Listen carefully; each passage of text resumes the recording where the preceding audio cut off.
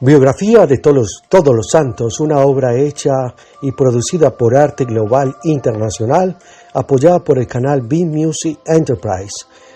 Aquí se destacarán las más importantes anécdotas, historias, oraciones, novenas de los santos más trascendentales de nuestra Iglesia Católica. Es una vida maravillosa, una huella que siempre va a permanecer y es una fuente de agua viva para todos. Así que aprovechemos y conectémonos con esta santa presencia bendita de nuestro Señor Jesucristo y aprendiendo de esta vida maravillosa de cada uno de los santos.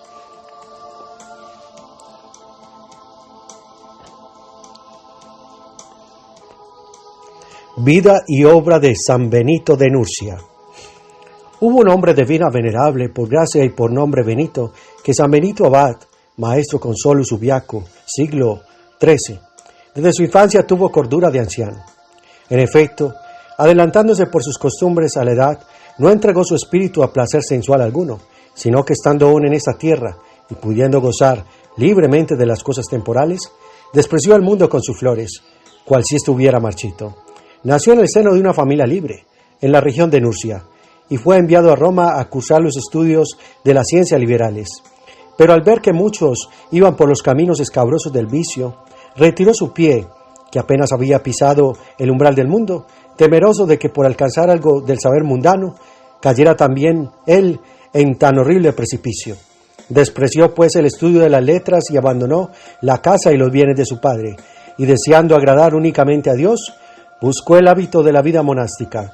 Retiróse pues sabiamente, ignorante y prudentemente indocto.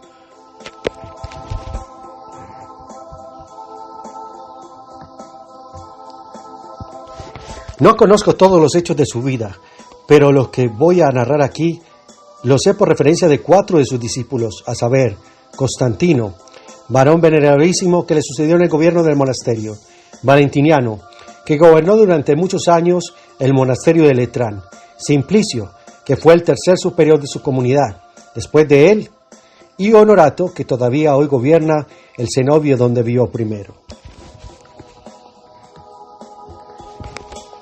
Capítulo 1. La criba rota y reparada. Abandonado ya el estudio de las letras, hizo propósito de retirarse al desierto, acompañado únicamente de su nodriza, que le amaba tiernamente.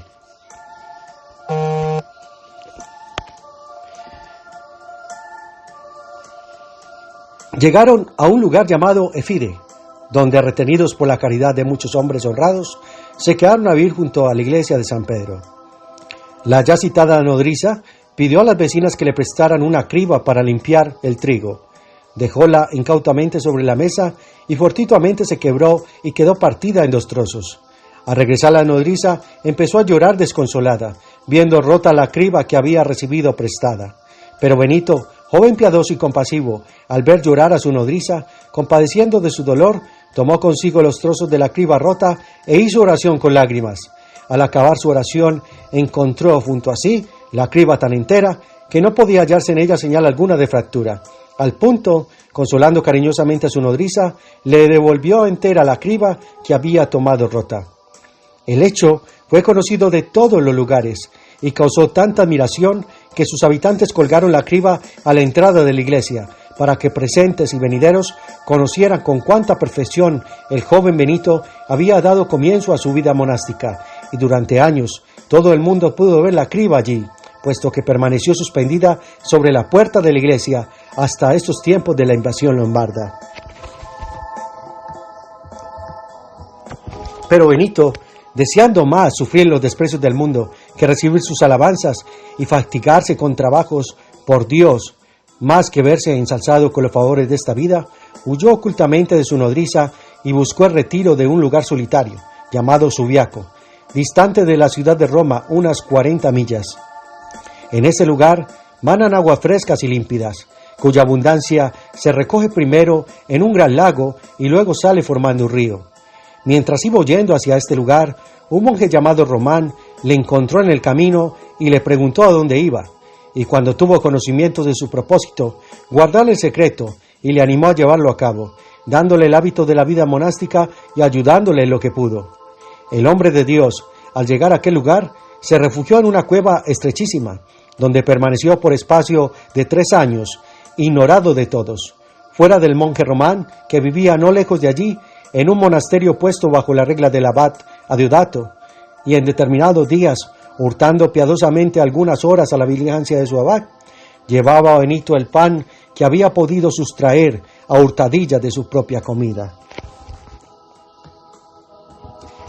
Desde el monasterio de Román no había camino para ir hasta la cueva, porque ésta caía debajo de una gran peña, pero Román, desde la misma roca, hacía descender el pan, sujeto a una cuerda muy larga, a la que ató una campanilla, para que el hombre de Dios, al oír su tintineo, supiera que le enviaba el pan y saliese a recogerlo.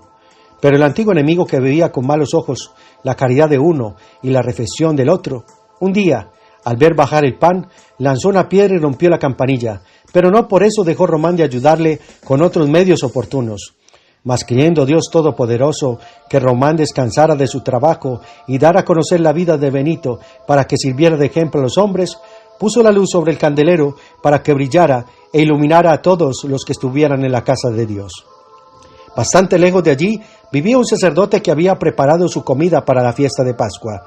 El Señor se le apareció y le dijo: «Tú te preparas cosas deliciosas, y mi siervo en tal lugar está pasando hambre». Inmediatamente el sacerdote se levantó, y en el mismo día de la solemnidad de la Pascua, con los alimentos que había preparado para sí, se dirigió al lugar indicado. Buscó al hombre de Dios a través de abruptos montes y profundos valles, y por las hondonadas de aquella tierra, hasta que lo encontró escondido en su cueva. Oraron, alabaron a Dios Todopoderoso y se sentaron. Después de haber tenido agradables coloquios espirituales, el sacerdote le dijo: «Vamos a comer, que hoy es Pascua». A lo que respondió el hombre de Dios: «Si para mí hoy es Pascua, ¿por qué he merecido verte? Es que estando como estaba alejado de los hombres, ignoraba efectivamente que aquel día fuese la solemnidad de la Pascua». Pero el buen sacerdote insistió diciendo: «Créeme, hoy es el día de Pascua de resurrección del Señor. No debes ayunar, puesto que he sido enviado para que juntos tomemos los dones del Señor». Bendijeron a Dios y comieron, y terminando la comida, hicieron conversación. El sacerdote después regresó a su iglesia.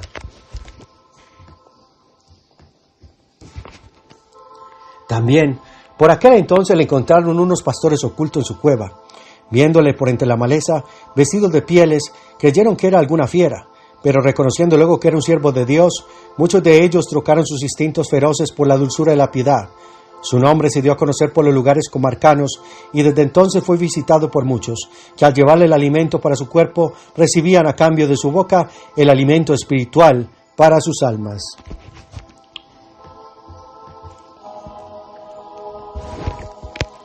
Capítulo 2. ¿Cómo venció una tentación de la carne? Un día, estando a solas, se presentó el tentador, un ave pequeña y negra, llamada vulgarmente mirlo.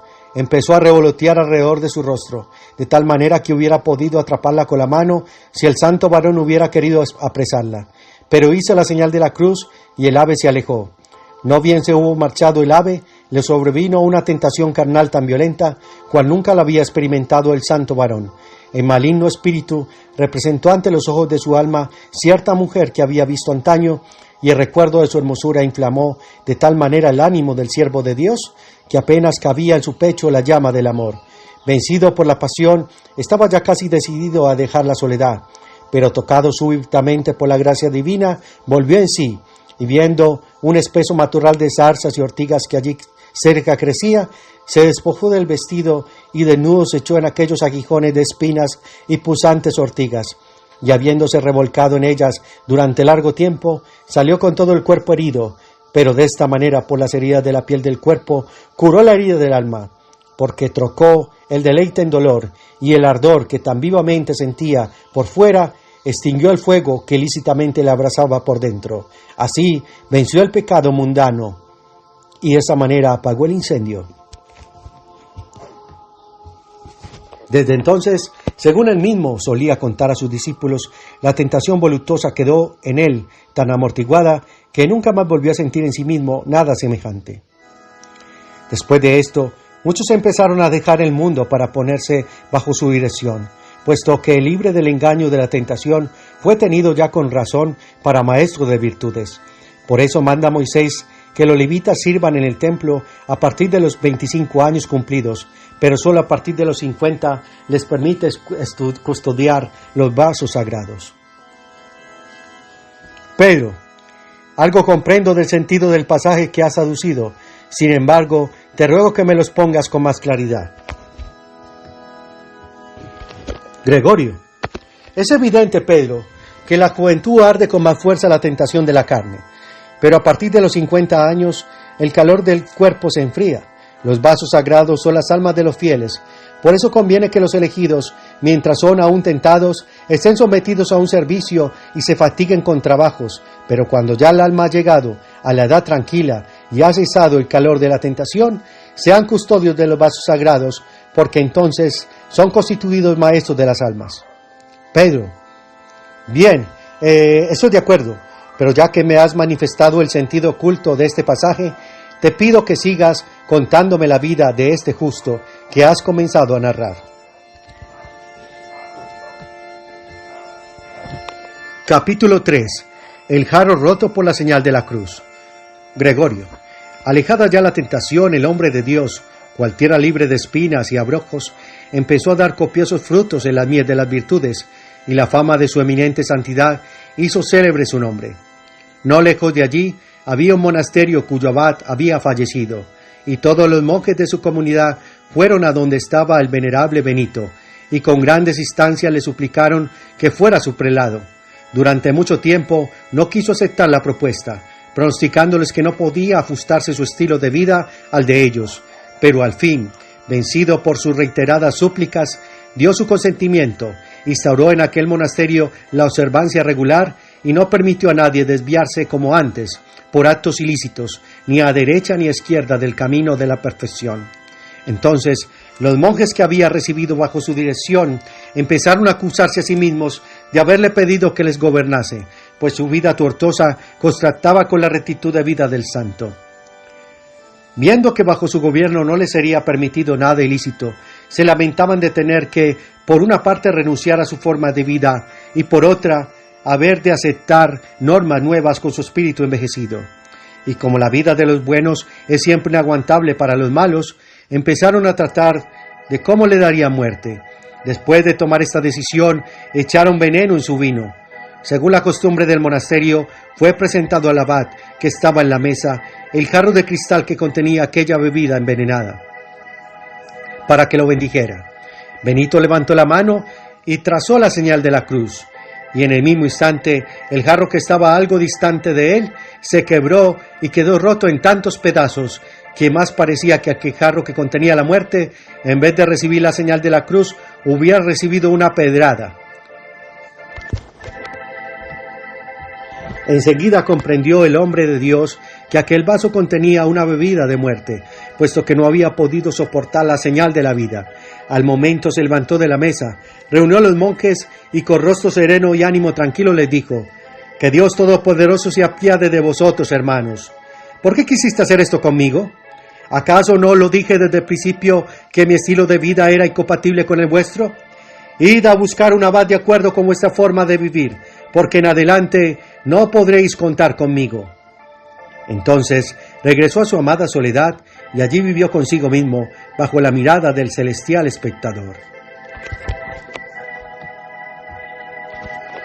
Pedro: no acabo de entender qué quiere decir eso de vivió consigo mismo. Gregorio: sí, el santo varón hubiese querido tener por más tiempo sujetos contra su voluntad aquellos que unánimemente atentaban contra él y que tan lejos estaban de vivir según su estilo. Quizás el trabajo hubiera excedido a sus fuerzas y perdido la paz. Y hasta es posible que hubiera desviado los ojos de su alma de los rayos luminosos de la contemplación, pues fatigado por el cuidado diario de la corrección de ellos, hubiera negligido su interior, y acaso olvidándose de sí mismo, tampoco hubiera sido de provecho a los demás, pues sabido es que cada vez que por el peso de una desmesurada preocupación salimos de nosotros mismos, aunque no dejemos de ser lo que somos, no estamos en nosotros mismos, ya que divagando en otras cosas no nos percatamos de lo nuestro. ¿Acaso diremos que vivía consigo mismo aquel que marchando en una región lejana derrochó la hacienda que había recibido y tuvo que ajustarse con un hombre de aquel país que le envió a apacentar puercos a los cuales veía hartarse de bellotas mientras él pasaba hambre? Y sin embargo, cuando empezó a reflexionar sobre los bienes que había perdido, la Escritura dice él, volviendo en sí dijo, ¿cuántos jornaleros en casa de mi padre andan sobrados de pan? Lucas capítulo 15, versículo 17. Sí, pues estuvo consigo. ¿Cómo volvió en sí? Por eso dije que este venerable varón habitó consigo mismo, porque teniendo continuamente los ojos puestos en la guardia de sí mismo, viéndose siempre ante la mirada del Creador y examinándose continuamente, no salió fuera de sí mismo, echando miradas al exterior. Pedro. Entonces, ¿cómo se explica lo que está escrito del apóstol Pedro cuando fue sacado de la cárcel por el ángel? Volviendo en sí dijo, ahora conozco verdaderamente que el Señor ha enviado su ángel y me ha librado de las manos de Herodes y de la expectación de todo el pueblo judío. Hechos capítulo 12, versículo 11. Gregorio. De dos maneras, Pedro. Se dice que salimos de nosotros mismos cuando caemos por debajo de nosotros mismos, por un pecado de pensamiento, o cuando somos elevados por encima de nosotros mismos por la gracia de la contemplación. Aquel que apacentó a los puercos cayó por debajo de sí a causa de la divagación de su mente y de la inmundicia de su alma. Por el contrario, este otro a quien el ángel liberó y arrebató su espíritu en éxtasis, salió ciertamente fuera de sí, pero por encima de sí mismo. Ambos volvieron en sí, el uno cuando abandonó su vida errada y se recogió en su corazón, el otro cuando al bajar de la contemplación retornó a su estado de conciencia habitual. Así, pues, el venerable Benito habitó consigo mismo en aquella soledad, en el sentido de que se mantuvo dentro de los límites de su pensamiento, pero cada vez que le arrebató a lo alto el fuego de la contemplación, entonces fue elevado por encima de sí mismo. Pedro, eso queda claro, pero dime, te ruego, ¿podía abandonar a aquellos monjes después de haber aceptado encargarse de ellos? Gregorio, entiendo, Pedro, que se ha de tolerar con interés a un grupo de malos, si en él hay algunos buenos a quienes se puede ayudar, pero ¿dónde falta en absoluto el fruto? Porque no hay buenos. Es inútil afanarse por los malos, sobre todo si se presenta la ocasión de hacer otras obras que puedan reportar mayor gloria a Dios. Según esto, ¿para qué iba a permanecer allí por más tiempo el santo varón si veía que todos a una le perseguían? Además, sucede con frecuencia en las almas perfectas, cosa que no debemos olvidar, que cuando se dan cuenta de que su trabajo produce poco fruto, se marchan a otra parte donde puedan hacer más fruto. Por eso, aquel esclarecido predicador que deseaba ser liberado de su cuerpo mortal y estar con Cristo, para el cual su vivir era Cristo y una ganancia al morir. Filisteo capítulo 1, versículo 21. Filipenses. Y que no solo anhelaba las persecuciones, sino que animaba a los otros a soportarlas. Al sufrir violenta persecución en Damasco, procuróse una cuerda y una puerta para huir e hizo que le bajasen ocultamente por la muralla. ¿Diremos acaso por eso que Pablo tuvo miedo a la muerte cuando él mismo asegura que la deseaba por amor a Jesús? No, por cierto, sino que viendo que en aquel lugar había de trabajar mucho y sacar poco fruto, reservóse para otras partes donde pudiese trabajar con más fruto. El aguerrido luchador de Dios no quiso permanecer seguro dentro de los muros, sino que fue en busca del campo de batalla. Por la misma razón, si me escuchas atentamente, enseguida verás cómo el venerable Benito, al escapar de allí con vida, no abandonó a tantos hombres rebeldes, como alma resucitó de la muerte espiritual en otras partes. Pedro, que es como dice, lo declara esa razón manifiesta y el ejemplo que has aducido, pero te ruego vuelvas a tomar el hilo de la narración de la vida de este gran abad. Gregorio, como el santo varón crecía en virtudes y milagros en aquella soledad, fueron muchos los que se reunieron en aquel lugar para servir a Dios Todopoderoso, de suerte que con la ayuda de nuestro Señor Jesucristo, que todo lo puede, erigió allí 12 monasterios, a cada uno de los cuales asignó 12 monjes con su abad, pero retuvo en su compañía algunos, que creyó serían mejor formados si permanecían a su lado. También por entonces comenzaron a visitarle algunas personas nobles y piadosas de la ciudad de Roma, que le confiaron a sus hijos para que los educaran en el temor de Dios Todopoderoso. Por este tiempo, Euticio y el patricio Tértulo le comendaron a sus hijos Mauro y Plácido, los dos niños de buenas esperanzas. El joven Mauro, dotado de buenas costumbres, empezó a ayudar al maestro Plácido, en cambio, era todavía un niño.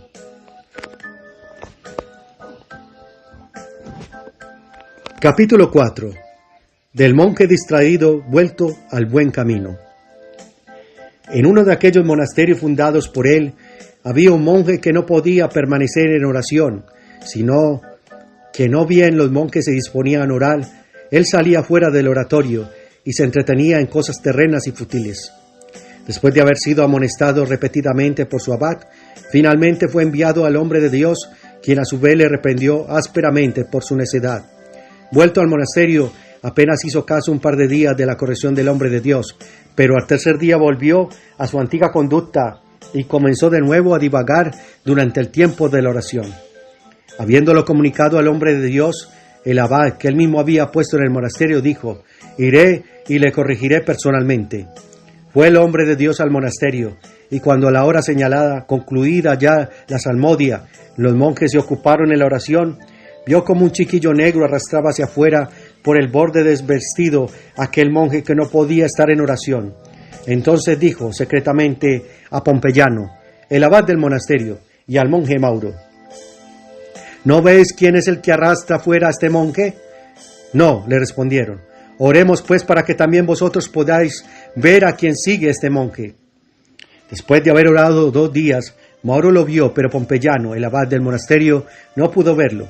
Al tercer día, concluida la oración, al salir del oratorio, el hombre de Dios encontró a aquel monje fuera, y para curar la ceguera de su corazón, le golpeó con su bastón, y desde aquel día no volvió a sufrir más engaño alguno de aquel chiquillo negro, y perseveró constante en la oración. Así, el antiguo enemigo, como si él mismo hubiera recibido el golpe, no se atrevió en adelantar a esclavizar la imaginación de aquel monje.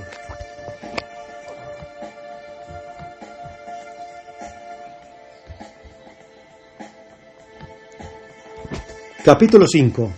Del agua que hizo brotar de una roca en la cima de un monte. 3 de los monasterios que en aquel mismo sitio había construido estaban situados sobre la roca de la montaña, y era muy pesado para los monjes tener que bajar cada día al lago por agua, sobre todo porque como el camino era peligroso y muy pendiente, cada vez que se bajaba por él se corría verdadero peligro. Reuniéronse los monjes de estos 3 monasterios y fueron a ver al siervo de Dios, Benito, y le dijeron: «Mucho trabajo nos cuesta bajar diariamente al lago por agua. Mejor será trasladar los monasterios a otro lugar». Benito les consoló con buenas palabras y los despidió. Aquella misma noche, en compañía del niño Plácido, de quien anteriormente hice mención, subió a la montaña y oró allí un buen rato. Acababa su oración, puso 3 piedras en aquel lugar como señal, y sin decir nada a nadie, regresó al monasterio. Al día siguiente, acudieron de nuevo aquellos monjes por causa del agua. Benito les dijo: «Id y cavad un poco en la roca donde encontréis 3 piedras superpuestas, porque poderoso es Dios para hacer brotar agua aún de la cima de la montaña, y así ahorramos la fatiga de tan largo camino». Fueron pues allí y encontraron ya goteando la roca que les había indicado Benito.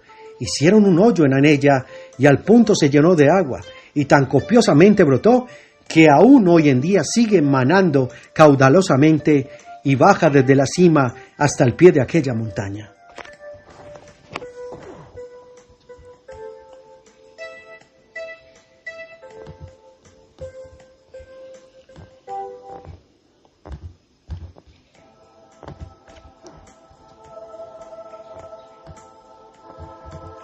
Capítulo 6. Del hierro vuelto a su mango desde el fondo del agua. En otra ocasión, un godo pobre de espíritu llegó al monasterio para hacerse monje, y el hombre de Dios Benito le recibió con sumo gusto. Cierto día mandó darle una herramienta que por su parecido con la falce llaman facastro, para que cortara la maleza de un sitio donde había de plantarse un huerto. El lugar que el godo había recibido para limpiarlo estaba en la misma orilla del lago. Mientras el godo cortaba aquel matorral de zarzas con todas sus fuerzas, se desprendió el hierro del mango y cayó al lago, precisamente en un lugar donde era tanta la profundidad del agua que no había esperanza alguna de recuperarlo. Perdida ya la herramienta, corrió el godo tembloroso al monje Mauro, le contó lo que había sucedido e hizo penitencia por su falta. Enseguida, Mauro puso el hecho en conocimiento del siervo de Dios Benito, el cual, enterado del caso, fue al lugar del suceso, tomó el mango de la mano del godo y lo metió en el agua. Al momento, el hierro subió de lo hondo del lago y se ajustó al mango. Luego entregó la herramienta al godo diciéndole: «Toma, trabaja y no te aflijas más».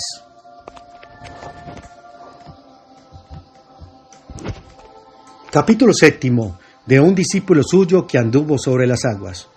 Un día, mientras el venerable Benito estaba en su celda, el mencionado niño Plácido, monje del santo varón, salió a sacar agua del lago, y al sumergir incautamente en el agua la vasija que traía, cayó también él en el agua tras ella, al punto que le arrebató la corriente, arrasándole casi un tiro de flecha. El hombre de Dios, que estaba en su celda, al instante tuvo conocimiento del hecho, llamó rápidamente a Mauro y le dijo: «Hermano Mauro, corre, porque aquel niño ha caído en el lago y la corriente lo va a arrastrar ya lejos».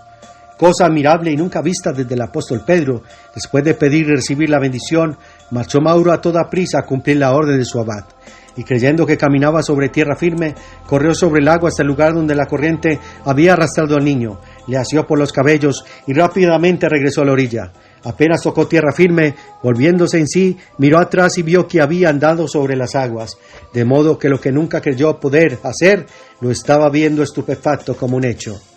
Vuelto el abad le contó lo sucedido, pero el venerable varón Benito empezó a atribuir el hecho no a sus propios merecimientos, sino a la obediencia de Mauro. Este, por el contrario, decía que el prodigio había sido únicamente efecto de su mandato y que él nada tenía que ver con aquel milagro, porque lo había obrado sin darse cuenta.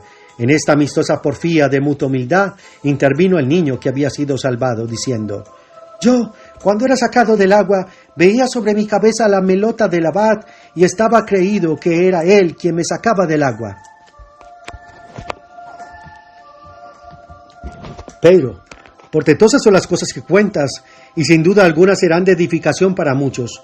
Yo por mi parte te digo que cuanto más milagros conozco de este santo varón, más sed tengo de ellos». Capítulo 8. Del pan envenenado, tirado lejos por un cuervo. Gregorio. Habiéndose ya inflamado aquellos lugares y convecinos en el amor de nuestro Dios y Señor Jesucristo, muchos empezaron a dejar la vida del siglo y a someterla a servir de su corazón al suave yugo del Redentor. Pero como es propio de los malos envidiar en los otros el bien de la virtud que ellos no aprecian, el sacerdote de una iglesia vecina llamado Florencio, abuelo de nuestro subdiácono Florencio, instigado por el antiguo enemigo, empezó a tener envidia del celo de tan santo varón, a denigrar su género de vida y a apartar de su trato a cuantos podía. Mas viendo por una parte que era imposible impedir sus progresos y por otra que cada día crecía más la fama de su vida monástica, de manera que eran muchos los que sentían llamados incesantemente a una vida más perfecta por la fama de su santidad, abrazado más y más en la llama de la envidia, se hacía cada vez peor porque deseaba recibir la alabanza de su vida monástica, pero no quería llevar una vida santa. Cegado pues por las tinieblas de su envidia, llegó a envidiar al siervo de Dios Todopoderoso un pan envenenado como obsequio. Aceptólo el hombre de Dios dándole las gracias, pero no se le ocultó la ponzoña escondida en el pan. A la hora de la comida, solía venir del bosque cercano un cuervo, al que el santo le daba de comer por su propia mano. Habiendo venido como de costumbre, el siervo de Dios echó al cuervo el pan que el sacerdote le había enviado y le ordenó: «En nombre de nuestro Señor Jesucristo, toma este pan y arrójalo a un lugar donde no pueda ser hallado por nadie». Entonces el cuervo, abriendo el pico y extendiendo las alas, empezó a revolotear y a granar alrededor del pan, como diciendo que estaba dispuesto a obedecer, pero no podía cumplir lo mandado. El siervo de Dios le reiteró la orden diciendo: «Llévatelo sin miedo y échalo donde nadie pueda encontrarlo». Tardó todavía largo rato el cuervo en ejecutar la orden, pero al fin tomó el pan con su pico, levantó el vuelo y se fue. Al cabo de 3 horas, habiendo arrojado ya el pan, regresó y recibió el alimento acostumbrado de mano del hombre de Dios. Pero el venerable abad, viendo que el ánimo del sacerdote se enardecía contra su vida, dolióse más por él que por sí mismo. Mas el sobredicho Florencio, ya que no pudo matar el cuerpo del maestro, intentó matar las almas de sus discípulos. Para ello introdujo en el huerto del monasterio donde vivía a 7 muchachas desnudas, para que allí ante sus ojos, juntando las manos unas con otras y bailando largos ratos delante de ellos, inflamaran sus almas en el fuego de la lascivia. Vio el santo varón desde su celda lo que pasaba y temió mucho la caída de sus discípulos más débiles. Mas, considerando que todo aquello se hacía únicamente con ánimo de perseguirle a él, trató de evitar la ocasión de aquella envidia, y así constituyó prepósitos en todos aquellos monasterios que había fundado, y tomando consigo unos pocos monjes, mudó su lugar de residencia. Pero apenas el hombre de Dios había rechazado humildemente el odio de su adversario, cuando Dios Todopoderoso castigó terriblemente a su rival, pues estando dicho sacerdote en la azotea de su casa, alegrándose con la nueva de la partida de Benito, de pronto permaneciendo inmóvil toda la casa, se derrumbó la terraza donde estaba y aplastando al enemigo de Benito, lo mató. El discípulo del hombre de Dios, Mauro, creyó oportuno hacérselo saber al venerable abad Benito, que aún no se había alejado ni 10 millas del lugar, diciéndole: «Regresa, porque el sacerdote que te perseguía ha muerto». Al oír esto, el hombre de Dios prorrumpió en grandes sollozos, no solo porque su adversario había muerto, sino porque el discípulo se había alegrado de su desastroso fin, y por eso impuso una penitencia al discípulo, porque al anunciarle lo sucedido se había atrevido a alegrarse de la muerte de su rival.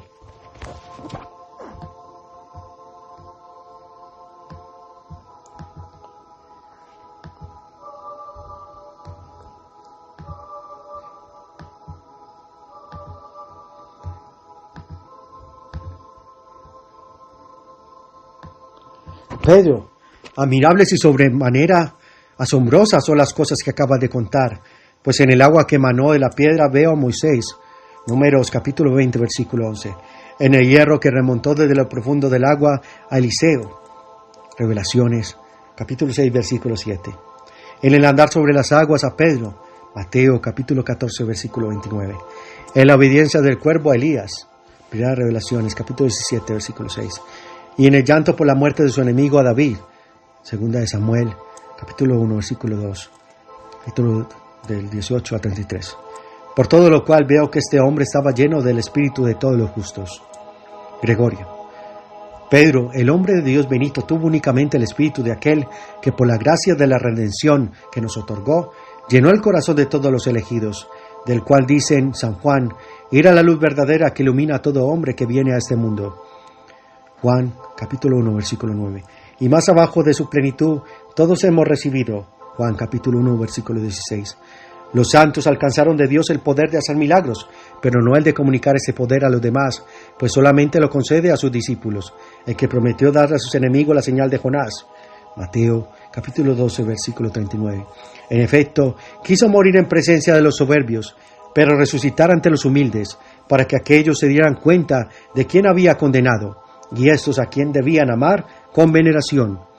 En virtud de este ministerio, mientras los soberbios contemplaron al que habían despreciado con una muerte infame, los humildes recibieron la gloria de su poder sobre la muerte. Pedro, dime ahora por favor a qué lugares emigró el santo varón y si obró milagros en ellos. Gregorio, el santo varón al emigrar por otra parte cambió de lugar, pero no de enemigo, ya que después hubo de librar combates tanto más difíciles, cuanto que tuvo que luchar abiertamente contra el maestro de la maldad en persona. El fuerte llamado Casino estaba situado en la ladera de una alta montaña, que le acoge en su falda como un gran seno, y luego continúa elevándose hasta 3 millas de altura, levantando su cumbre hacia el cielo. Hubo allí un templo antiquísimo, en el que, según las costumbres de los antiguos paganos, el pueblo necio e ignorante daba culto a Apolo. A su alrededor había también bosques consagrados al culto de los demonios, donde todavía en aquel tiempo una multitud enloquecida de paganos ofrecía sacrificios sacrílegos. Cuando llegó allí el hombre de Dios, destrozó el ídolo, echó por tierra el ara y taló los bosques, y en el mismo templo de Apolo construyó un oratorio en honor de San Martín, y donde había estado el altar de Apolo, edificó un oratorio a San Juan. Además, con su predicación atraía la fe a las gentes que habitaban en las cercanías. Pero he aquí que el antiguo enemigo, no pudiendo sufrir estas cosas en silencio, se aparecía a los ojos del abad, no veladamente o en sueños, sino visiblemente, y con grandes clamores se quejaba de la violencia que tenía que padecer por su causa. Los hermanos, aunque oían su voz, no veían su figura, pero el venerable abad contaba a sus discípulos cómo el antiguo enemigo se aparecía a sus ojos corporales horrible y envuelto en fuego, y le amenazaba echando fuego por la boca y por los ojos. En efecto, todos oían lo que decía, porque primero le llamaba por su nombre, y como el hombre de Dios no le respondía nada, enseguida prorrumpía en ultrajes, pues cuando gritaba «Benito, Benito», y veía que nada le respondía, a continuación añadía «Maldito y no bendito, ¿qué tienes contra mí? ¿Por qué me persigues?». Pero veamos ahora los nuevos embates del antiguo enemigo contra el siervo de Dios, a quien incitó presentándole batalla, pero muy a pesar suyo, con ello no hizo más que proporcionarle ocasiones de nuevas victorias. Capítulo 9. De una enorme piedra levantada por su oración. Un día, mientras estaban trabajando en la construcción de su propio monasterio, los monjes decidieron poner en el edificio una piedra que había en el centro del terreno. A no poderla remover 2 o 3 monjes a la vez, se le juntaron otros para ayudarlos. Pero la piedra permaneció inamovible, como si tuviera raíces en la tierra.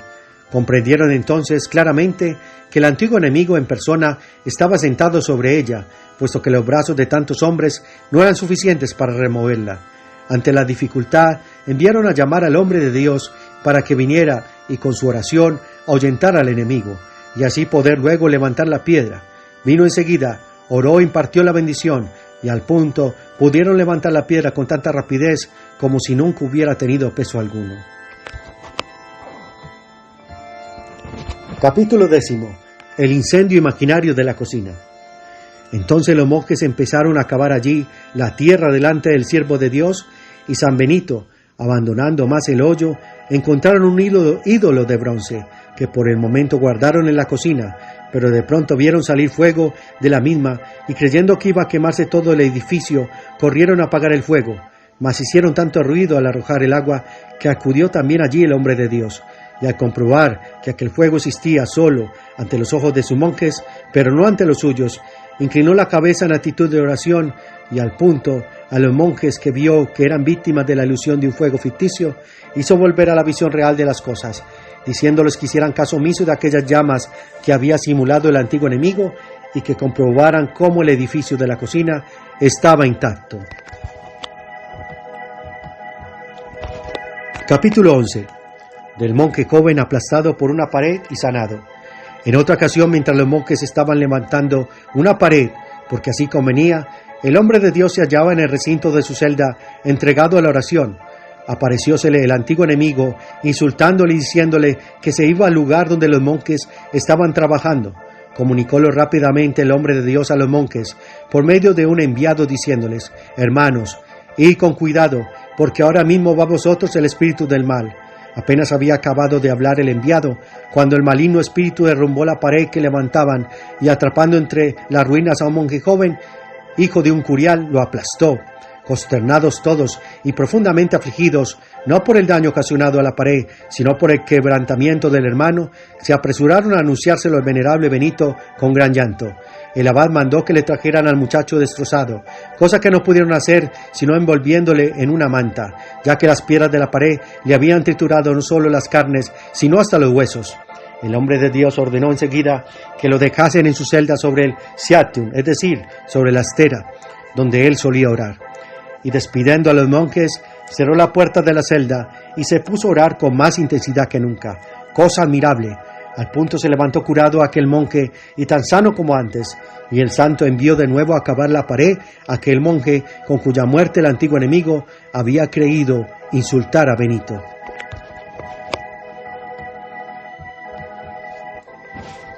Capítulo 12. De unos monjes que tomaron alimento contra lo establecido por la regla. En esto empezó el hombre de Dios a tener también espíritu de profecía, prediciendo sucesos futuros y revelando a los presentes cosas que sucedían lejos. Era costumbre en el cenobio que cuando los monjes salieran a hacer alguna diligencia, no comieran ni bebieran fuera del monasterio. Este punto de la observancia se guardaba escrupulosamente según lo establecido por la regla. Un día salieron unos monjes a cumplir cierto encargo, en el que estuvieron ocupados hasta muy tarde, y como conocían a cierta piadosa mujer, entraron en su casa y tomaron alimento. Llegaron muy tarde al monasterio, y según la costumbre, pidieron la bendición al abad. Este les interpeló al punto, diciendo: ¿Dónde habéis comido? En ninguna parte, respondieron ellos. Pero él les reprochó: ¿por qué mentís de ese modo? ¿Acaso no entrasteis en casa de tal mujer y comisteis allí tal y tal cosa y bebisteis tantas veces? Cuando vieron que el venerable abad les iba refiriendo la hospitalidad de la mujer, la clase de manjares que habían comido y el número de veces que habían bebido, reconocieron todo lo que habían hecho y temblando cayeron a sus pies y confesaron su culpa. Pero él al instante los perdonó, creyendo que en adelante no volverían a hacer semejante cosa, pues sabían que aún ausente les estaba presente en espíritu.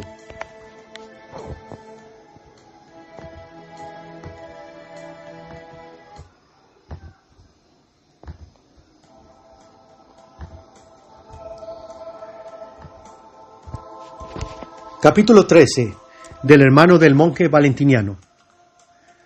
El hermano del monje valentiniano, de quien más arriba hice mención, era un hombre seglar, pero muy piadoso. Para encomendarse a las oraciones del siervo de Dios y ver a su hermano, acostumbraba ir a todos los años en ayunas al monasterio desde el lugar donde vivía.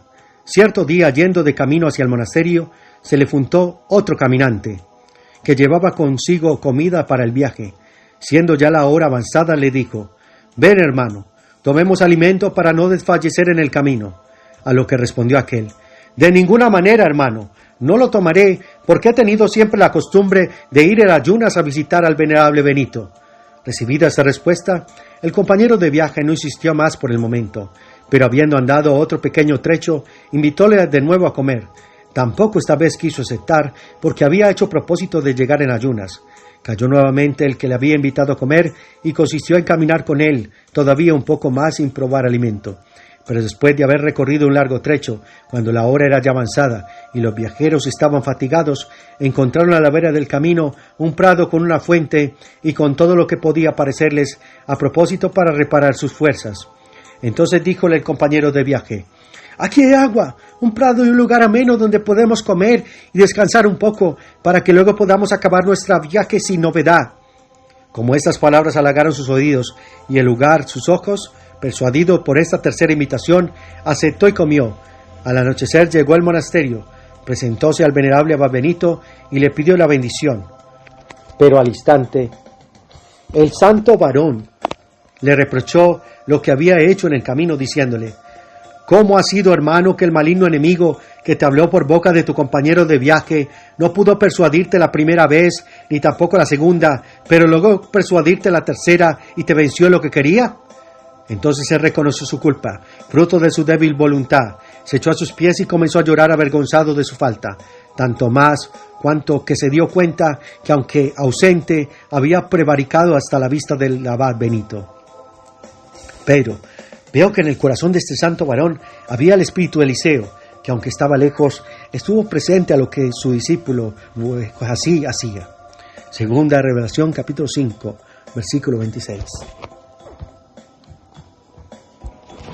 Capítulo 14. Descubrimiento del engaño del rey Totila. Gregorio: ahora, Pedro, es necesario que calles un poco para que puedas conocer aún mayores cosas. En tiempo de los godos, su rey Totila oyó decir que el santo varón tenía espíritu de profecía. Dirigióse a su monasterio y, teniéndose a poca distancia del mismo, le anunció su visita. Enseguida se le pasó aviso del monasterio, diciéndole que podía venir, pero él, pérfido como era, intentó cerciorarse de si el hombre de Dios tenía espíritu de profecía. Para ello, prestó su calzado a cierto escudero suyo llamado Rigo, le hizo vestir con la indumentaria real y le mandó que se presentara al hombre de Dios como si fuera él mismo en persona. Envió para su séquito a 3 compañeros de los que solían ir en su comitiva, a saber, Bulderico, Rodrigo y Blidino, para que, formando cortejo con él, hicieran creer al siervo de Dios que se trataba del mismo rey Totila. Dióle además otros honores y acompañamiento para que tanto por el séquito como por los vestidos de púrpura, le tuviese por el propio rey. Cuando Rigo llegó al monasterio, ostentando las vestiduras reales y rodeado de numeroso séquito, el hombre de Dios estaba sentado a la puerta. Vio cómo iba acercándose, y cuando podía ya oír de él el grito diciendo: «¡Quítate eso, hijo! ¡Quítate eso que llevas, que no es tuyo!». Al instante Rigo cayó en la tierra, lleno de espanto por haber intentado burlarse de tan santo varón, y todos los que con él habían ido a ver al hombre de Dios cayeron consternados en tierra. Al levantarse no se atrevieron a acercársele, sino que regresaron a donde estaba su rey, y temblando le contaron la rapidez con que habían sido descubiertos. Capítulo 15. Profecía que hizo a rey Totila. Entonces el rey Totila en persona llegóse al hombre de Dios, y viéndole a lo lejos sentado, no se atrevió a acercársele, sino que cayó de hinojos en tierra. El hombre de Dios le dijo 2 o 3 veces: «Levántate, levántate, levántate».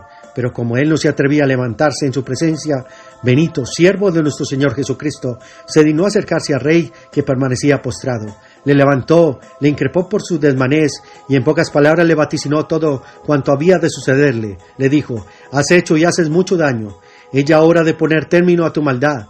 Ciertamente entrarás en Roma, atravesarás el mar y reinarás 9 años, pero al 10º morirás». Oídas estas palabras, el rey quedó fuertemente impresionado, le pidió la bendición y se marchó, y desde entonces fue menos cruel. Poco tiempo después entró a Roma, pasó luego a Sicilia, y al 10º año de su reinado, por disposición del Dios Todopoderoso, perdió el reino con la vida. También el obispo de la iglesia de Canosa, a quien el hombre de Dios amaba entrañablemente por los méritos de su vida ejemplar, acostumbraba a visitar al siervo de Dios. Un día, conversando con él acerca de la entrada del rey Totila en Roma y de la devastación de la ciudad, díjole el obispo: «Este rey destruirá de tal manera la ciudad que ya no podrá ser jamás habitada». A lo que respondió el hombre de Dios: «Roma no será destruida por los hombres, sino que se consumirá en sí misma, abatida por tempestades, huracanes, tormentas y terremotos». Los misterios de estas profecías no son ya más patentes que la luz, puesto que vemos demolidas las murallas de la ciudad, arruinadas sus casas, destruidas sus iglesias por los huracanes, y que se van desmoronando sus edificios como cansados por una larga vejez. Su discípulo Honorato, de quien es la relación de todo lo que voy diciendo, confiesa que esto no lo oyó de su boca, pero afirma que los monjes le aseguraron que así lo había dicho el santo.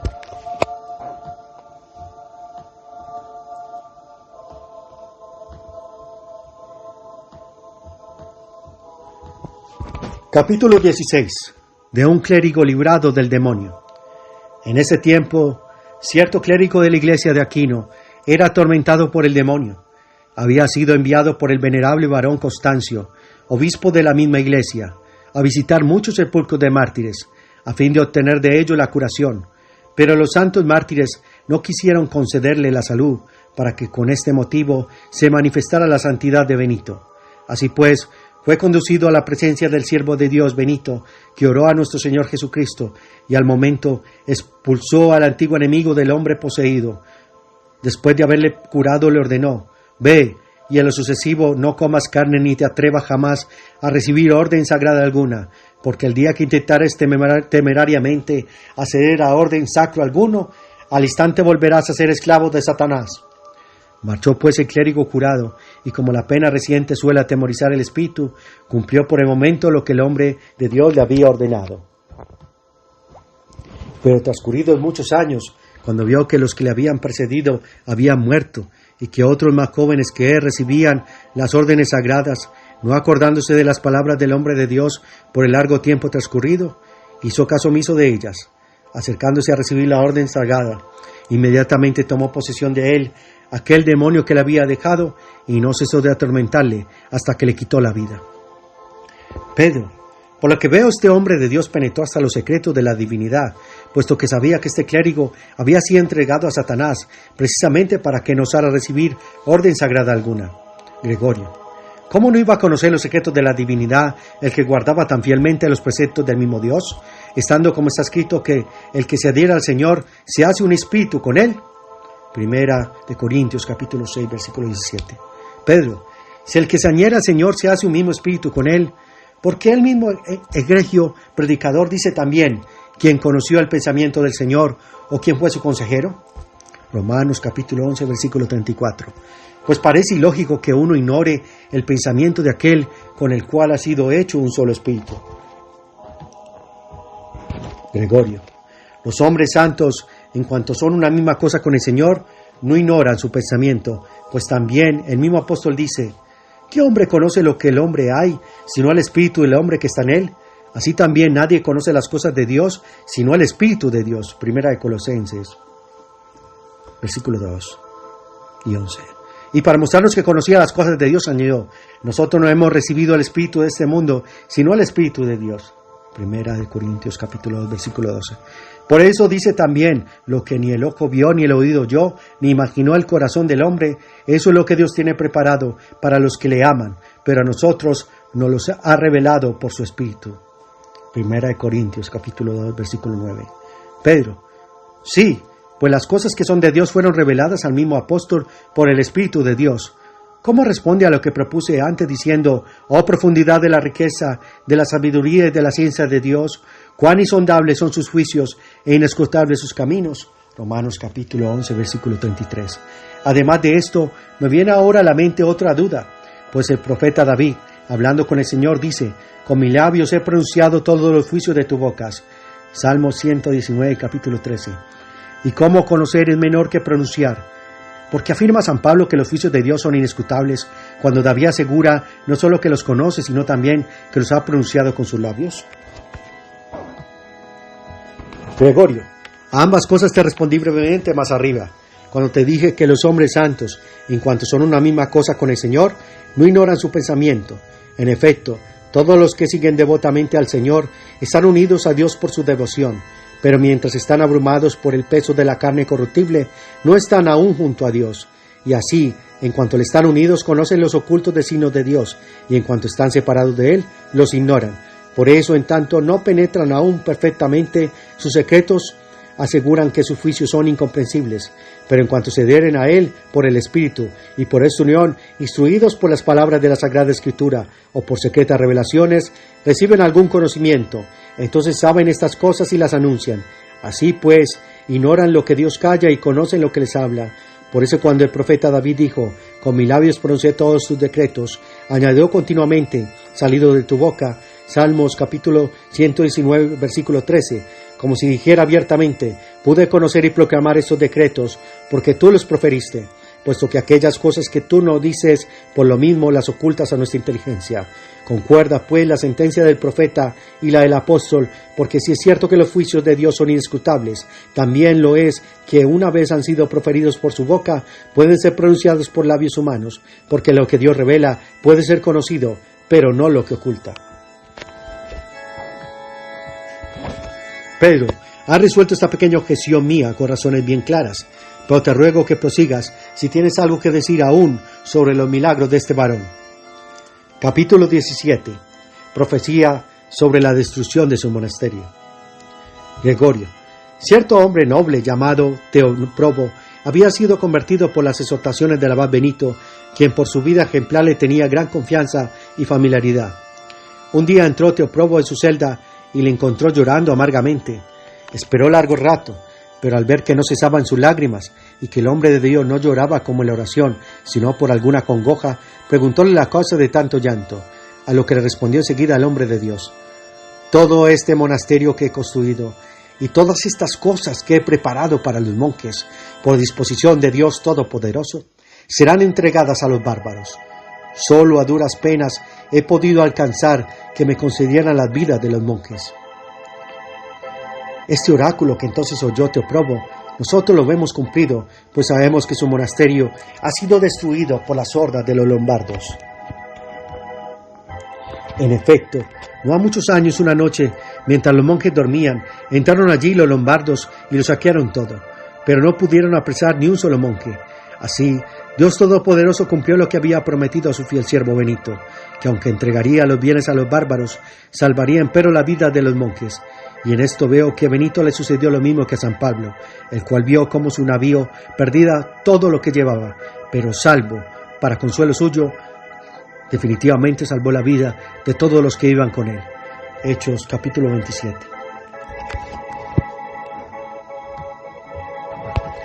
Capítulo 18. De un frasco escondido y descubierto en espíritu. En otra ocasión, nuestro Escilararato, a quien conociste después de su conversión, fue enviado por su amo al hombre de Dios para que llevara al monasterio 2 vasijas de madera, llamadas vulgarmente frascos, llenas de vino. Fue y presentó solo una, la otra la escondió en el camino. Pero el hombre de Dios, a quien no podía ocultársele lo que se le hacía en su esencia, recibióla dándole las gracias. Pero al ir a marcharse, el criado le avisó diciendo: «Mira, hijo, no bebas ya de aquel frasco que escondiste, y créalo con cuidado y verás lo que hay en él». El criado salió muy confuso de la presencia del hombre de Dios, pero a su regreso quiso comprobar lo que le había dicho. Inclinó el frasco y al punto salió de él una serpiente. Entonces el joven Escilarato, viendo lo que había encontrado en el vino, se avergonzó de la falta cometida. Capítulo 19. De los pañuelos aceptados por un monje. No lejos del monasterio había una aldea de la cual una gran mayoría de sus habitantes había San Benito Abad, Spirito Areto Firenze, siglo XIV.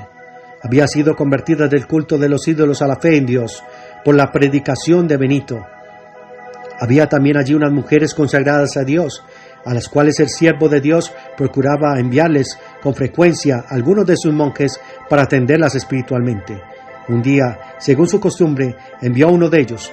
Acababa la plática, el monje que había sido enviado aceptó, y estando por aquellas santas mujeres, unos pañuelos y los escondió en su pecho. Luego que hubo regresado al monasterio, empezó el hombre de Dios a reprenderle con grandísima acrimonia, diciéndole: «¿Cómo ha penetrado la iniquidad en tu pecho?». Quedó aquel estupefacto, pues no acordándose de lo que había hecho, tampoco atinaba a comprender por qué le reprendía. Entonces Benito le dijo: «¿Acaso no estaba yo presente cuando recibiste de la sierva de Dios los pañuelos y los guardaste en tu pecho?». Al oír esto, se echó a sus pies, dio satisfacción por haber obrado tan neciamente y arrojó los pañuelos que había escondido en su pecho. Capítulo 20. Del pensamiento de soberbia de un monje conocido en espíritu.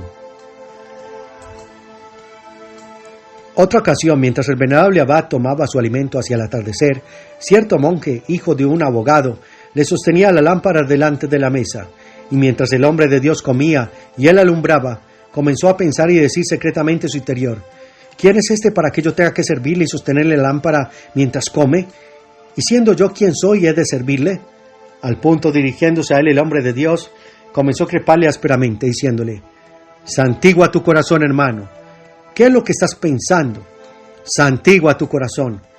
Inmediatamente llamó a los monjes, mandó que le quitasen la lámpara de sus manos, y a él le ordenó que cesara en su servicio y se sentara. Preguntando luego por los monjes qué es lo que había pasado, les contó prolijamente cómo se había envanecido por espíritu de soberbia y lo que había dicho interiormente en su pensamiento contra el hombre de Dios. Con esto, todos vieron claramente que nada podía ocultársele al venerable San Benito, pues había percibido hasta un simple discurso mental. Capítulo 21. De 200 modios de harina hallados delante del monasterio en tiempo de carestía. En otra ocasión, sobrevino en la región de la Campanía una gran hambre que afligía a todo el mundo por la falta de alimentos.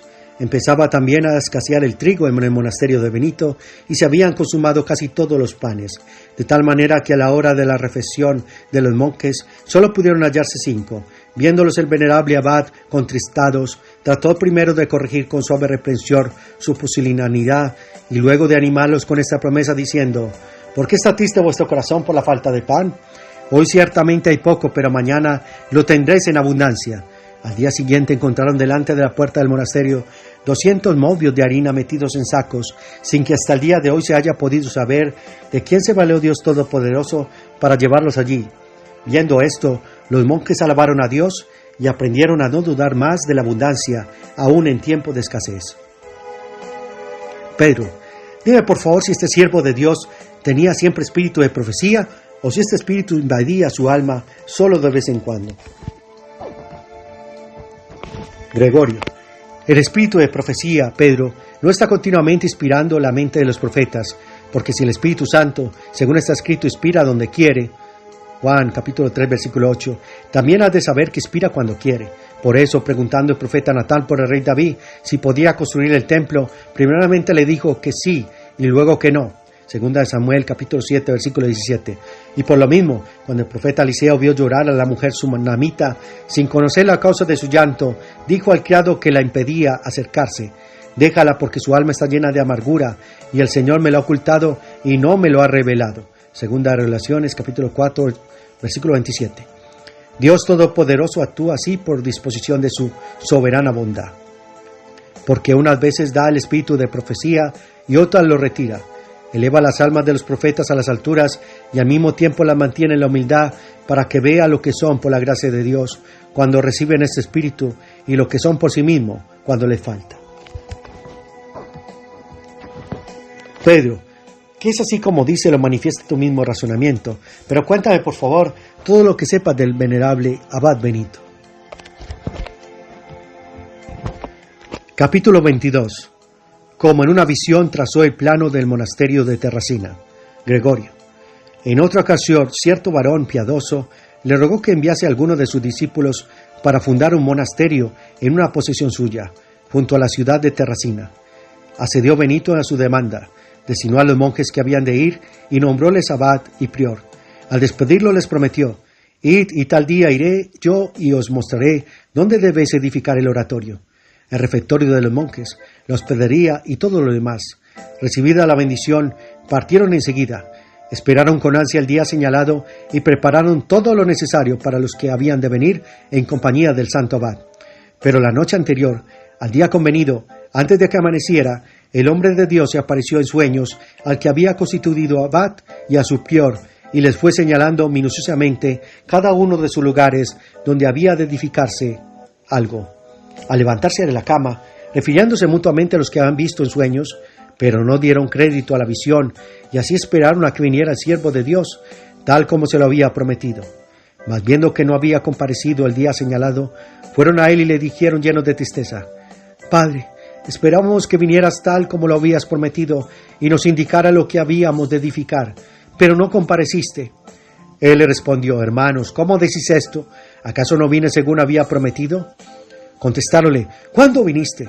Él respondió: Cuando me aparecí a los dos mientras dormías y os señalé cada uno de los lugares. Y pues, y según lo oíste en la visión, construí todos los edificios del monasterio. Al oír esto, quedaron estupefactos, regresaron al predio susodicho y construyeron todas las dependencias según las instrucciones recibidas en la visión.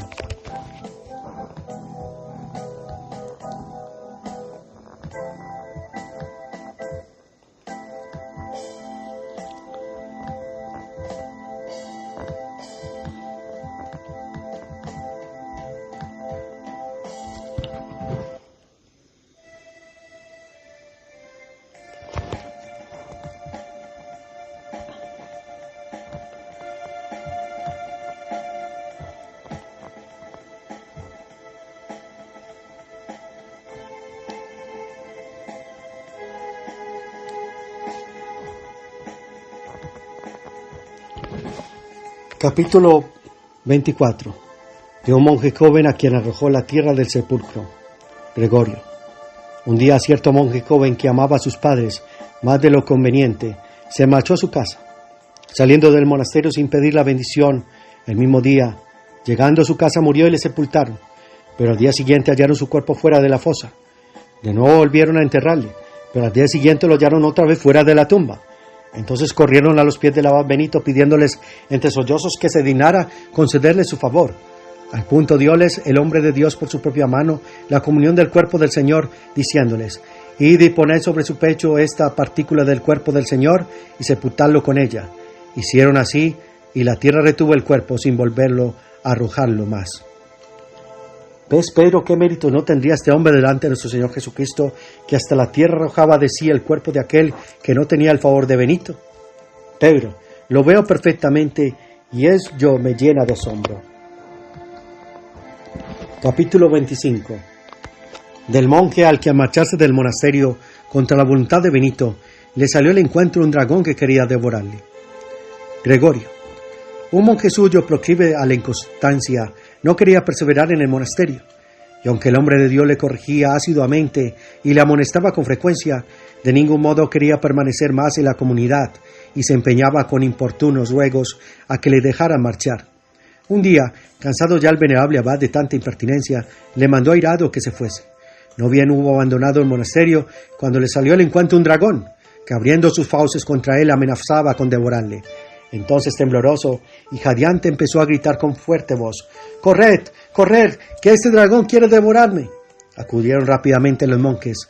No vieron al dragón, pero condujeron al monasterio al monje, despavorido y tembloroso, quien enseguida hizo promesa de no abandonar jamás el monasterio. Y desde aquel momento permaneció constante en su promesa, gracias a que por las oraciones del santo varón había podido ver a aquel dragón que quería devorarle y al que antes seguía sin ver. Capítulo 26. Un caso de elefantasis curado. Tampoco debo callar lo que me contó el ilustre Antonio, que un esclavo de su padre fue atacado de una elefantasis tan grave que se le entumecía la piel y se le caía el cabello. Sin poder ocultar la podredumbre que avanzaba por momentos, enviado por su padre al hombre de Dios, instantáneamente recuperó la salud perdida. Capítulo 27. De unos sueldos devueltos milagrosamente al deudor. Asimismo, no puedo callar tampoco lo que su discípulo peregrino solía contar, que en cierta ocasión un fiel cristiano, apremiado por la obligación de saldar una deuda, creyó que solo hallaría remedio si acudía al hombre de Dios y les ponía la necesidad que tenía de pagarla. Fue pues al monasterio, halló al siervo de Dios omnipotente y le explicó cómo su acreedor le afligía gravísimamente por 12 sueldos que le debía. El venerable abad le respondió que no tenía 12 sueldos, pero después de consolarle de su pobreza con suaves palabras le dijo: «Ve y vuelve dentro de 2 días, porque no tengo hoy lo que quisiera darte». Durante estos 2 días Benito, según su costumbre, estuvo ocupado en la oración. Cuando el tercer día volvió aquel hombre afligido por la deuda, se encontraron inesperadamente 13 sueldos sobre un arca del monasterio que estaba llena de trigo. Mandó traerlos al hombre de Dios y entregarlos al afligido demandante, diciéndole que pagara los 12 sueldos y se reservara el sobrante para sus propias necesidades. Pero volvamos ahora a lo que supe por referencias de los discípulos, de quienes hice mención en el exordio de este libro. Un hombre tenía una grandísima envidia de su enemigo, y a tal punto llegó su odio que ocultamente vertió veneno en su bebida. El veneno no llegó nunca a quitarle la vida, pero de tal manera hizo mudar el color de su piel que aparecieron esparcidas por todo el cuerpo unas manchas semejantes a las de la lepra. Fue enviado al hombre de Dios y recobró inmediatamente la salud perdida, pues con solo tocarle el santo desaparecieron al punto las manchas de su piel. Capítulo 28. De una ampolla de cristal arrojada a unas rocas que no se rompió. En aquel tiempo en que el hambre afligía gravemente la región de la Campania, el hombre de San Benito Abad, Dios distribuyó entre los pobres cuanto había en el monasterio, hasta el punto de no quedar apenas nada en la despensa, fuera de un poco de aceite en una vasija de cristal. Llegó al monasterio un subdiácono por nombre Agapito, pidiendo con insistencia que le diesen un poco de aceite. El hombre de Dios, que se había propuesto darlo todo en la tierra para encontrarlo todo en el cielo, ordenó dar al demandante aquel poco de aceite que quedaba. Pero el monje encargado de la despensa, aunque oyó perfectamente la orden, hizo oídos sordos a la misma. Poco después preguntó al abad si había dado lo que había mandado. Respondió que no había dado el aceite, porque de haberlo hecho no habría quedado nada para los monjes. Airado entonces el santo, mandó a otros monjes que arrojasen por la ventana aquella vasija de cristal que contenía un poco de aceite, para que en el monasterio no se guardara nada contra la desobediencia. Así se hizo. Debajo de la ventana había un gran precipicio erizado de enormes rocas. Arrojada pues la vasija de cristal, cayó sobre las rocas, pero permaneció tan sana como si no le hubieran lanzado, de tal manera que ni se rompió ni se derramó el aceite. Entonces el hombre de Dios mandó subirla, y entera como estaba, entregarla a su diácono. Luego reunió a la comunidad, y en su presencia reprendió al monje desobediente por su soberbia y poca fe.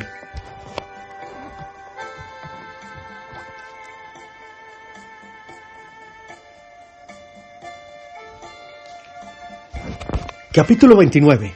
La tinaja vacía que rebosó de aceite. Acababa la reprensión Pusose en oración juntamente con los demás monjes. En el mismo lugar donde oraban había una tinaja vacía y cubierta. Como el santo varón prolongara su oración, la tapadera de la tinaja empezó a levantarse, empujada por el aceite que iba subiendo. Al fin cayó la tapadera, y el aceite, desbordándose, comenzó a invadir el pavimento del lugar donde estaban postrados en oración. Al darse cuenta de ello, el siervo de Dios Benito puso enseguida fin a su oración, y al punto el aceite dejó de derramarse por el suelo. Entonces amonestó con más insistencia al monje, desconfiado y desobediente, para que aprendiese en adelante a tener más fe y humildad. El monje, saludablemente corregido, quedó ruborizado de ver que el venerable abad había mostrado con milagros el poder de Dios Todopoderoso, del que antes le había hablado en la primera amonestación. Y así no había ya quien dudara de las promesas de aquel que en un instante trocó un vaso de cristal casi vacío en una tinaja rebosante de aceite. Capítulo 30. Del monje librado del demonio. Un día, yendo el hombre de Dios orar a la ermita de San Juan, situada en la misma cumbre del monte, cruzóse con él el antiguo enemigo en figura de veterinario, llevando consigo el cuerno y la tripédica. Preguntóle Benito: ¿a dónde vas? Él le respondió: a darles una poción a tus monjes. Prosiguió el venerable Benito su camino, y concluida su oración regresó al monasterio. Entre tanto, el maligno espíritu encontró un monje anciano que estaba sacando el agua, y a punto entró en él y le arrojó por tierra, atormentándole furiosamente. El hombre de Dios, que regresaba ya de su oración, al ver a aquel monje tan cruelmente atormentado, diole solamente una bofetada, y el maligno espíritu salió tan rápidamente de él que no se atrevió jamás a volver a aquel monje. Pedro: quisiera saber si estos milagros tan grandes los obtenía siempre por el poder de la oración, o si a veces los obraba con solo el querer de su voluntad. Gregorio: los que se unen devotamente a Dios suelen obrar milagros de ambas maneras, según los exigen las circunstancias, de suerte que unas veces hacen sus prodigios por medio de la oración y otras por solo su propio poder, porque si San Juan dice: a todos los que le recibieron les dio poder de llegar a ser hijos de Dios, Juan capítulo 1 versículo 12, ¿por qué maravillarse de que puedan obrar prodigios por su propio poder quienes son hijos de Dios por ese mismo poder? Que obran milagros de las dos maneras no los atestigua San Pedro, que resucitó a la difunta Tabita con la oración, Hechos capítulo 9, versículo 40, y entregó a la muerte a Ananías y Zafira por sola su reprensión, Hechos capítulo 5, versículo 1 al 10, puesto que no se dice que orara para que murieran, sino únicamente que les echó en cara el pecado que habían cometido. Luego es cierto que unas veces obra milagros por su propia virtud, y otras por virtud de la oración, ya que a eso les quitó la vida, recriminándole su pecado, y a aquella se la restituyó orando. Y para que veas que esto es verdad, voy a traer ahora a colación dos prodigios del fiel siervo de Dios Benito, en los cuales aparece claramente que uno lo obró por el poder recibido de Dios y el otro por la oración. Capítulo 31.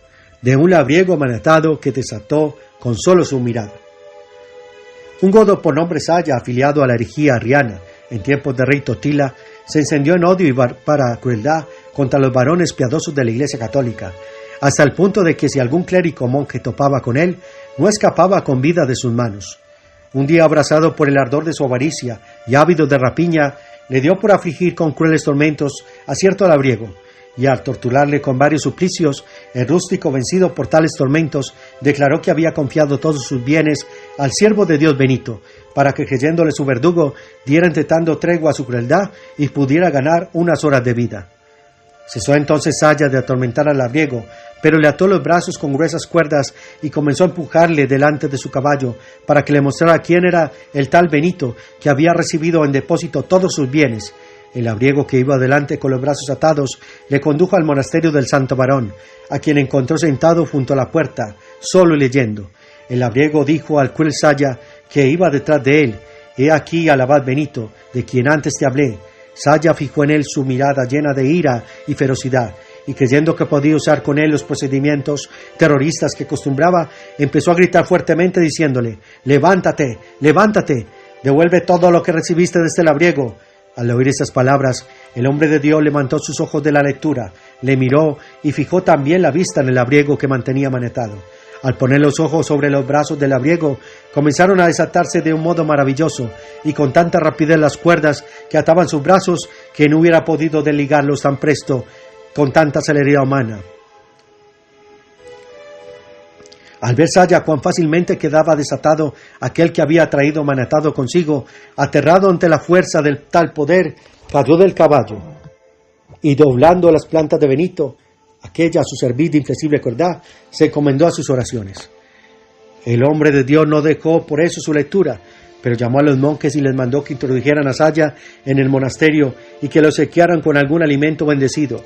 Cuando volvió a su presencia, le amonestó a que dejara tanta insensata crueldad, y así, a retirarse aplacado, no se atrevió a pedir nada a aquel labriego, a quien el hombre de Dios había desatado sin tocarlo con solo su mirada. Eso es, Pedro, lo que antes te decía, que aquellos que sirven con más familiaridad a Dios Todopoderoso algunas veces suelen obrar cosas admirables con solo su poder, pues el que estando sentado reprimiera la ferocidad de aquel terrible godo y con solo su mirada deshiciera las cuerdas y nudos que ataban los brazos de un inocente, nos indica por la misma rapidez con que se hizo el milagro que había recibido el poder de hacerlo. Ahora añadiré también un magnífico milagro que obtuvo por medio de la oración.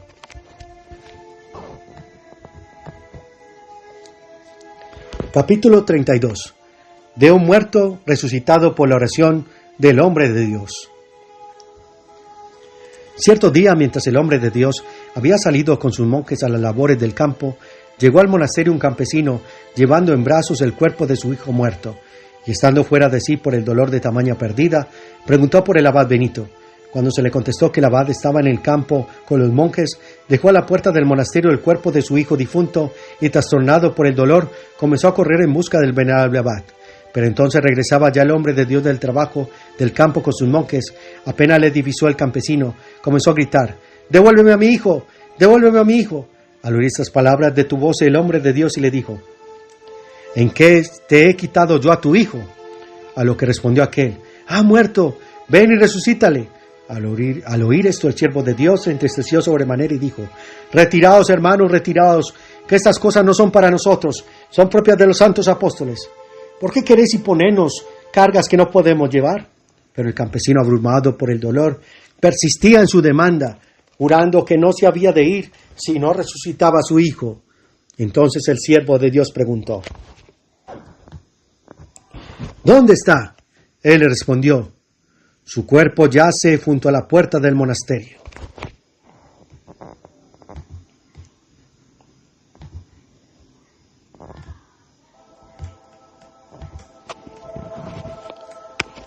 Llegado que hubo allí el hombre de Dios con sus monjes, dobló las rodillas y se echó sobre el cuerpecillo del niño. Luego se levantó y alzando las manos al cielo dijo: «Señor, no mires mis pecados, sino la fe de este hombre que pide que se le resucite a su hijo, y devuelve a este cuerpecito el alma que le has quitado». Apenas había acabado de decir las palabras de esta oración, cuando volvió el alma al cuerpo del niño, estremeciéndose de tal modo que quedó bien patente a los ojos de todos que aquel cuerpo se había quitado conmovido por una sacudida maravillosa. Tomó entonces al niño de la mano y, vivo y sano, lo entregó a su padre. Aquí queda de manifiesto Pedro que no estuvo en su poder el hacer este milagro, ya que postrado en tierra pidió poder para realizarlo. Pedro, está claro que todo es como dices, porque has probado tus palabras con hechos, pero dime, por favor, si los santos pueden hacer todo lo que quieren y se alcanzan todo lo que desean obtener.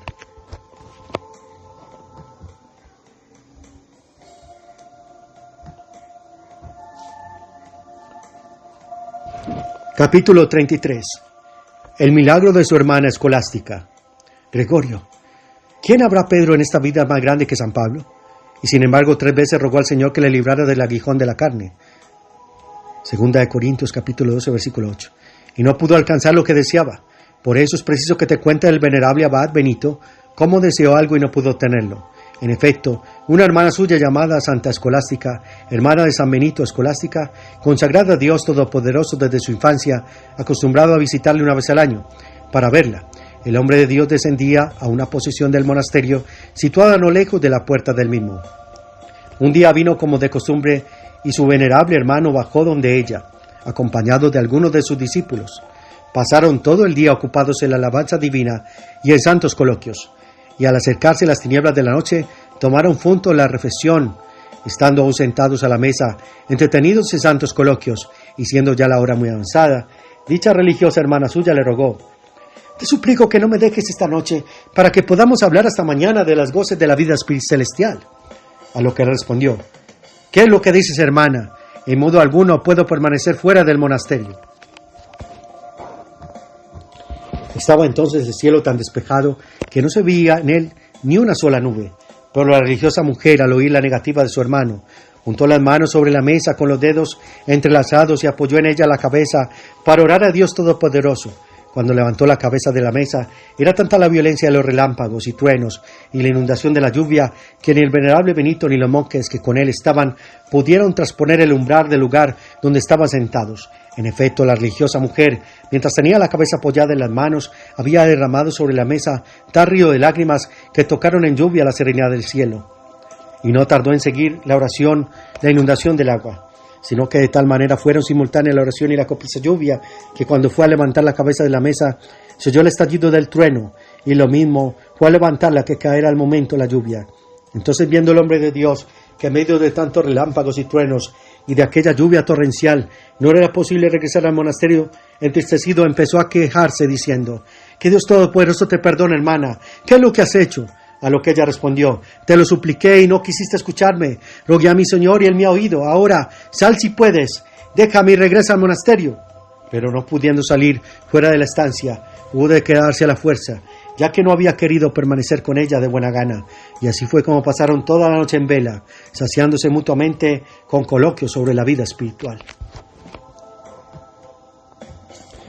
Por eso te dije que quiso algo que no pudo alcanzar, porque si bien nos fijamos en el pensamiento del venerable varón, no hay duda que deseaba se mantuviera el cielo despejado como cuando había bajado del monasterio.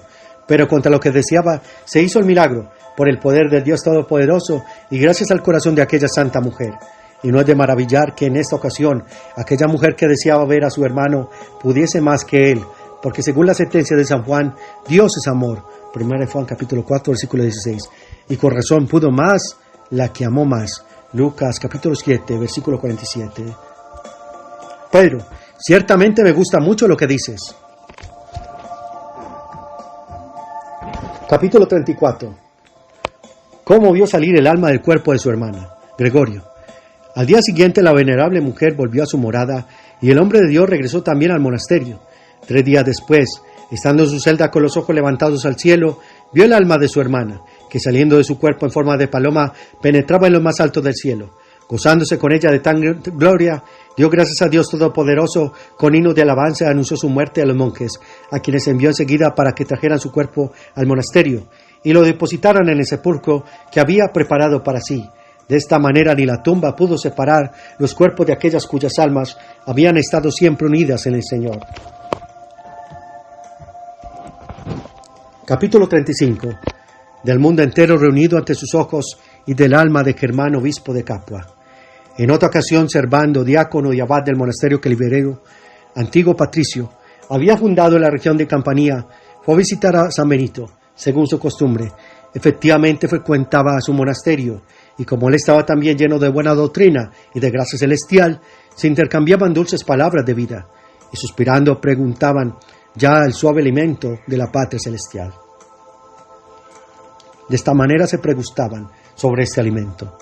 Habiendo llegado la hora de entregarse al descanso, el venerable Benito subió a su celda, situada en la parte superior de una torre, y el diácono Servando se quedó en la parte inferior. Una escalera comunicaba un piso con otro. Frente a la misma torre había una habitación amplia, donde descansaban los discípulos de ambos. El hombre de Dios, San Benito, mientras los monjes dormían aún, se anticipó a la hora de las vigilias nocturnas y se quedó de pie junto a la ventana, orando a Dios Todopoderoso. De pronto, en aquella intempestiva hora nocturna, vio difundirse una luz desde lo alto, que ahuyentó las tinieblas de la noche. Aquella luz, en medio de la oscuridad, brillaba con tanto resplandor que su claridad superaba con creces a la luz del día. En esta visión se siguió algo en extremo maravilloso, ya que, según él mismo contó luego, apareció ante sus ojos el mundo entero, como recogido en un rayo de sol, y mientras el venerable abad fijaba sus pupilas en el resplandor de aquella luz tan brillante, vio como el alma de Germán, obispo de Capua, era llevada al cielo por los ángeles en una bola de fuego. Entonces, queriendo tener un testigo de tamaña maravilla, llamó al diácono Servando, repitiendo 2 o 3 veces su nombre a grandes voces. Asustado por aquel grito, insólito en el nombre de Dios, subió y miró, pero no vio más que una pequeña centella de aquella luz. Y como Servando quedara atónito ante este prodigio tan grande, el hombre de Dios le contó detalladamente todo lo que había sucedido.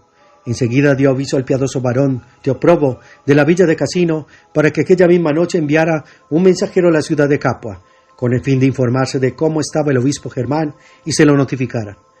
El mensajero encontró ya difunto al venerabilísimo obispo Germán, e informándose minuciosamente, supo que su óbito había acaecido en el mismo instante en el que el hombre de Dios había visto subir su alma al cielo. Pedro, cosa sobremanera admirable y de todo punto inaudita, pero esto que has dicho, de que ante sus ojos apareció el mundo entero como recogido en un rayo de sol, no puedo imaginármelo, porque jamás he tenido semejante experiencia. Pues, ¿cómo es posible que el mundo entero pueda ser visto por un hombre? Gregorio, fíjate bien, Pedro, en lo que voy a decirte. Por el alma que ve al Creador, pequeña es toda criatura, puesto que por poca que sea la luz que reciba del Creador, le parece esijo todo lo creado.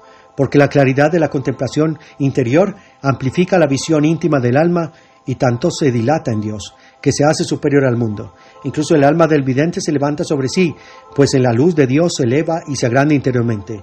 Y cuando así elevada mira a lo que pueda debajo de ella, entiende cuán pequeño es lo que antes estando en sí no podía comprender. El hombre de Dios, pues, contemplado el globo de fuego, vio también a los ángeles que subían al cielo, cosa que ciertamente no pudo ver sino en la luz de Dios. ¿Qué hay de extraño, pues, que viera el mundo reunido en su presencia, el que elevado por la luz del Espíritu salió fuera del mundo? Y al decir que el mundo quedó recogido ante sus ojos, no quiero decir que el cielo y la tierra redujeran su tamaño, sino que, dilatado y arrebatado en Dios el espíritu del vidente, pudo ver sin dificultad todo lo que estaba por debajo de Dios. Pues esta luz que brillaba ante sus ojos correspondía a una luz interior en su alma, que arrebatando el espíritu del vidente en las cosas celestiales, le mostró cuán pequeñas son todas las cosas terrenas. Pedro, veo que me ha sido de gran utilidad el no haber entendido lo que dijiste antes, pues gracias a mi lentitud en comprender, tu explicación ha sido mucho más completa. Pero ahora que ya me has explicado estas cosas con tanta claridad, te ruego que vuelvas a tomar el hilo de la narración. Capítulo 36. ¿Qué escribió una regla monástica? Gregorio. Con gusto, Pedro. Seguiría contándote cosas de este venerable abad, pero algunas los omitiré adrede, porque tengo prisa en contar los hechos de otros personajes. Con todo, no quiero que ignores que el hombre de Dios no solo resplandeció en el mundo por muchos milagros, sino que también brilló, y de una manera bastante luminosa, por su doctrina, pues escribió una regla para monjes notable, por su discreción y clara en su lenguaje. El que quiera conocer con más detalle su vida y costumbres, podrá encontrar las ordenaciones de esta regla, todo lo que enseñó con el ejemplo, pues el santo varón de ningún modo pudo enseñar otra cosa, sino la que había vivido.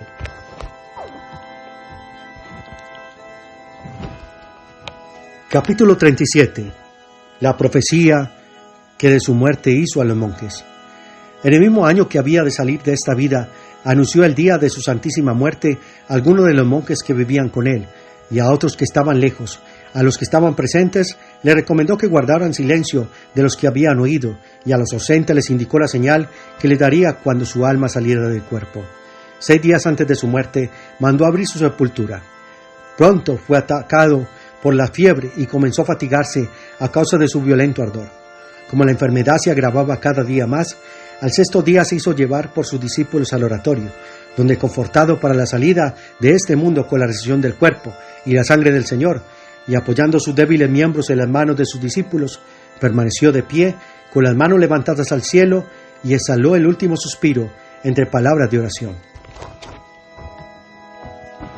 En el mismo día, 2 de sus monjes, uno que vivía en el mismo monasterio y otro que estaba lejos de él, tuvieron una misma idéntica visión.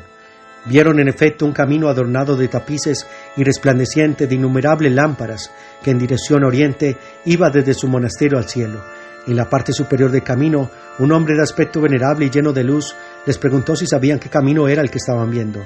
Al contestarle ellos que lo ignoraban, les dijo: «Ese es el camino por el cual el amado del Señor, San Benito, ha subido al cielo». Así pues, los presentes vieron la muerte del santo varón y los ausentes la conocieron por la señal que les había dado. Fue sepultado en el oratorio de San Juan Bautista, que él mismo había edificado, sobre él destruido altar de Apolo. Y tanto aquí como en la cueva de Subiaco, donde antes había habitado, brilla hasta el día de hoy por sus milagros, cuando lo merece la fe de quienes lo piden.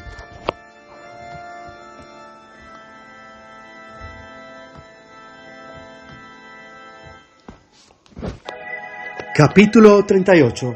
De una mujer loca curada en su cueva. No ha mucho ocurrido el hecho que voy a narrar.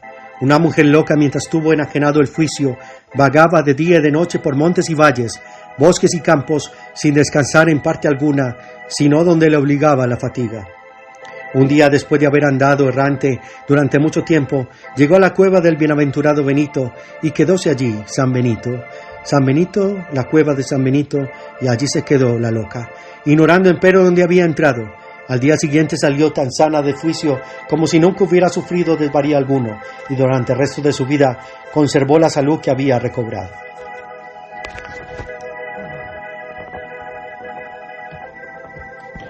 Pero, ¿por qué vemos con frecuencia que sucede lo mismo con los santos mártires, que no hacen tantos milagros donde están sus cuerpos sepultados, o hay reliquias suyas y en cambio obran prodigios mayores donde no están sepultados? Gregorio: no dudó Pedro que los santos mártires pueden obrar muchos prodigios allí donde yacen sus cuerpos, como de hecho así sucede, y allí hacen innumerables milagros a los que los solicitan correcta intención.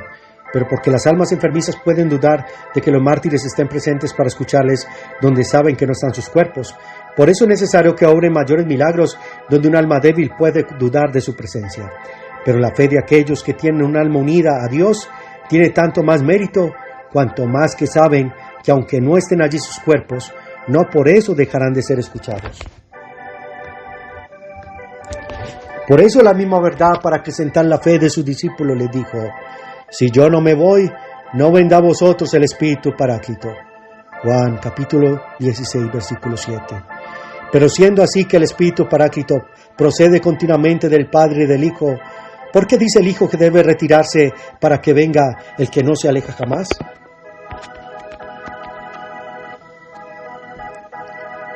Pues porque los discípulos, viendo al Señor en la carne, tenían deseos de verle siempre con los ojos corporales. Por eso les dijo con razón: si yo no me voy, no vendrá a vosotros el Espíritu Paráclito. Como si dijera abiertamente: si no sustraigo mi cuerpo a vuestras miradas, no puedo mostraros lo que es el amor del Espíritu. Y si no dejáis de verme corporalmente, jamás aprenderéis a amarme espiritualmente. Pedro: me gusta tu explicación. Gregorio: debemos hacer ahora una pequeña pausa en nuestra conversación, pues si hemos de seguir narrando los milagros de otros tantos, preciso será que entre tanto con el silencio reparemos nuestras fuerzas. He aquí una breve reseña de la biografía de San Benito Abad.